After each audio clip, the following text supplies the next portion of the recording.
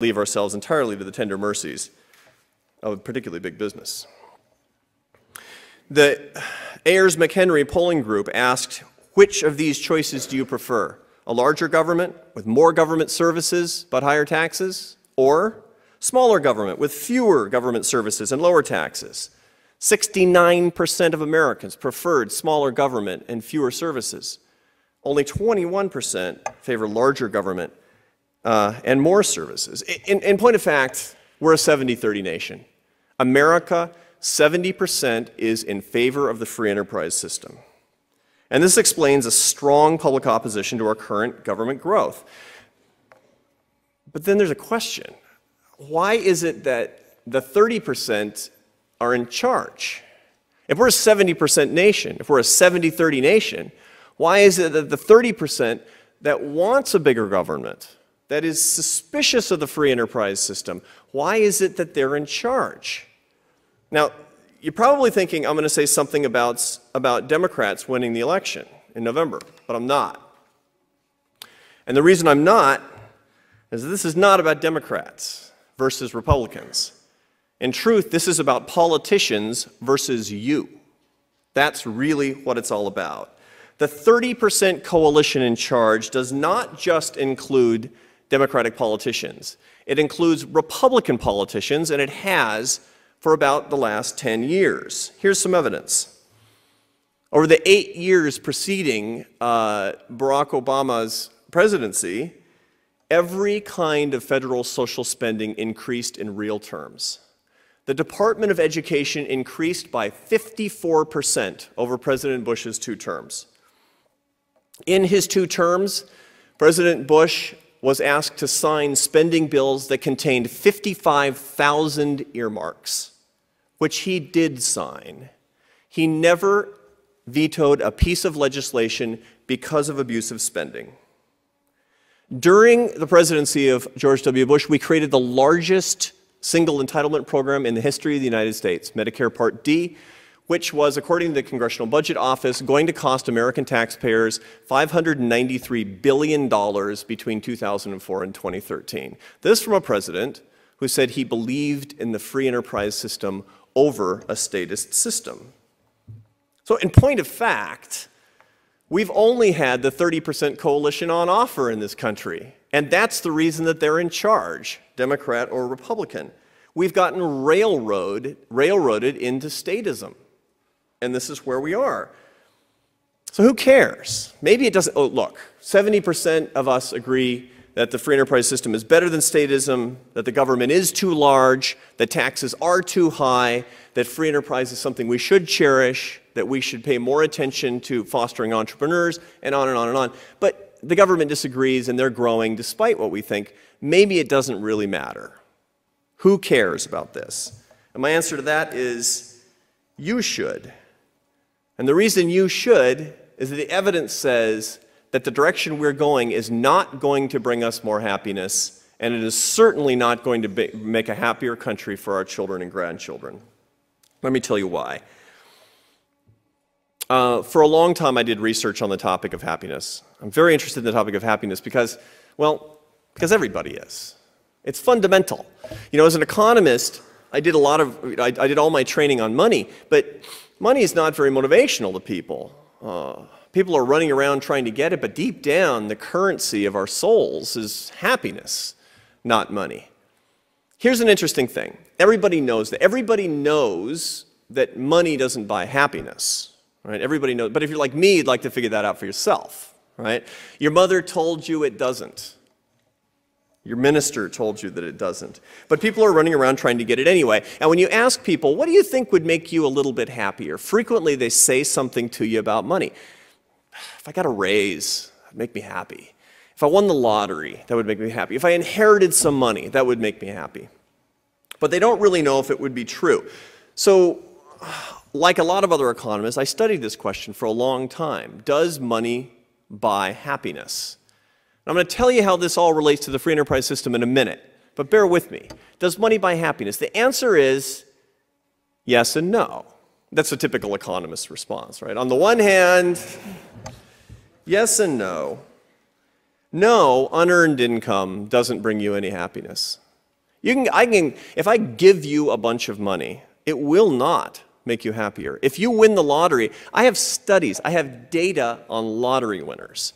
Lottery winners, 6 months after they win, have the same baseline level of happiness as before they won, but they're unhappier fundamentally in their lives because the little things in their lives no longer give them satisfaction.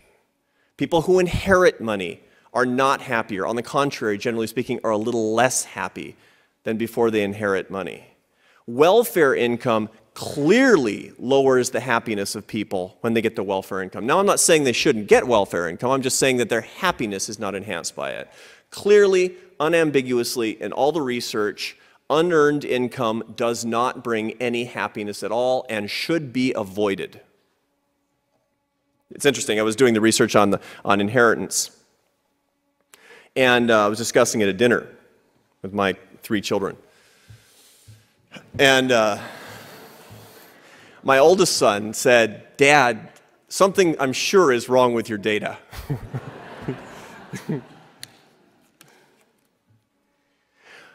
But I gave you the no part about money buying happiness. Here's the yes part. Money does bring happiness when it's earned.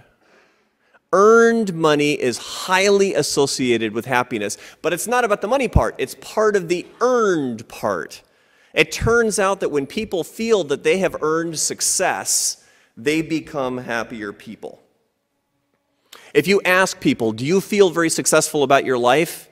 And they say yes, that is the best predictor of happiness except for a few lifestyle things like marriage and faith. Besides marriage and faith, earned success is the big driver of fundamental happiness, and that's the reason that people who earn money tend to be very happy. People who earn money are almost always happier than people who don't, because they have earned success, and money tends to come along for the ride. Now, I've done analysis that actually neutralizes the money part and just isolates the success part, and what does it say? Imagine you have 2 people who are identical demographically. They're the same age and the same race, and they're the same sex, and they're the same family circumstances and marriage and religion and politics. And both of them, furthermore, are equally likely to say, I feel very successful about my life. One earns 8 times more money than the second. They will be equally happy, according to the data. If you can equalize success, money doesn't matter. And so really, money doesn't even buy happiness in that case. What really buys happiness is earned success. That's what we want. We want people to be able to earn their success. So the question is, what's the best system for happiness for America? And my answer to that is it's a system that has 2 characteristics. Characteristic number 1, it's a system that facilitates earned success by creating opportunity for millions of people. Characteristic number 2 is it's a system that does not put barriers in the way of ambition by taking away the rewards from earned success. What is the system that does those 2 things best? In my view, it is the free enterprise system. I did not grow up from an entrepreneurial family. I did not grow up in a family where anybody was running a business. I did not grow up in a family that had any kind of material wealth.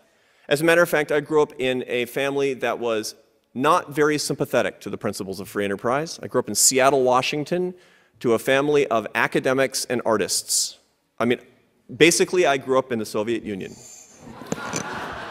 And I can tell you that the views I'm telling you today, I came upon honestly because I studied the subject of happiness. And I looked at who is happiest, and I said, these are the people who believe in opportunity and who believe in merit and who believe in reward and who want something better for their kids, and they want to earn their own success and they don't want a handout. And what's the system that gives it to them best?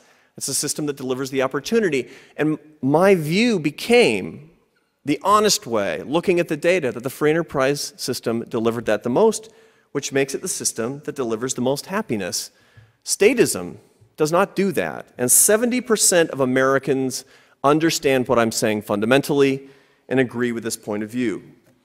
So if you are one of those 70%, and not part of the 30% that is currently in charge and that has run this country for a long time and is moving our country towards statism, but rather if you're part of the 70% who agree with me that free enterprise is a superior system for greater human flourishing and is indeed the true promise of the American dream, then I challenge you in two ways.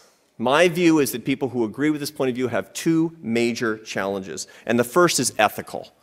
What are we doing to make sure that the system of opportunity is not a false promise for anybody?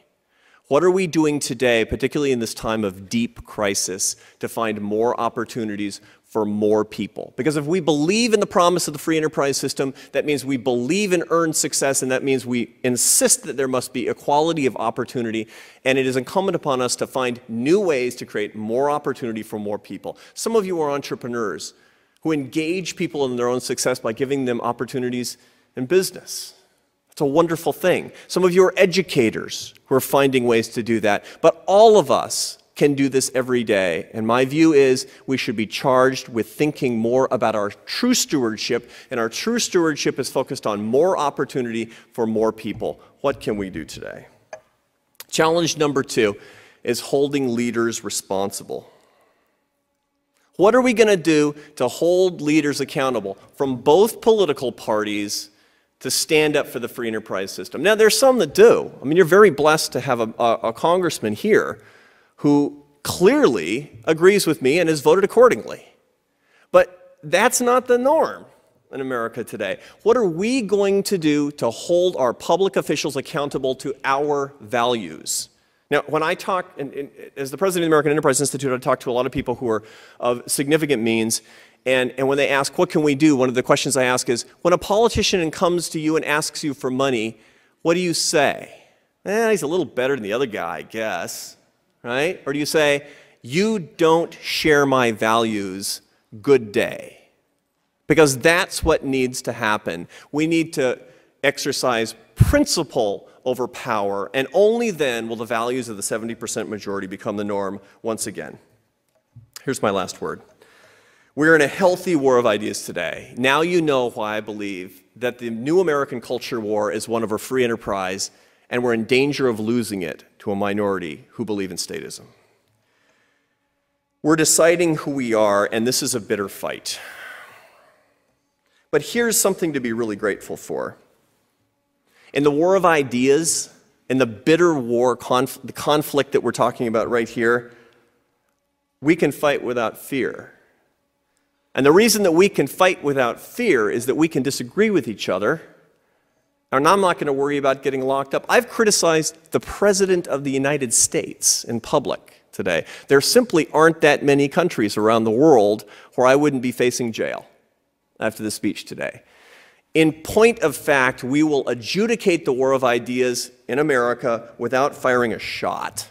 And that's one more of thousands of great reasons to celebrate being an American. Thank you.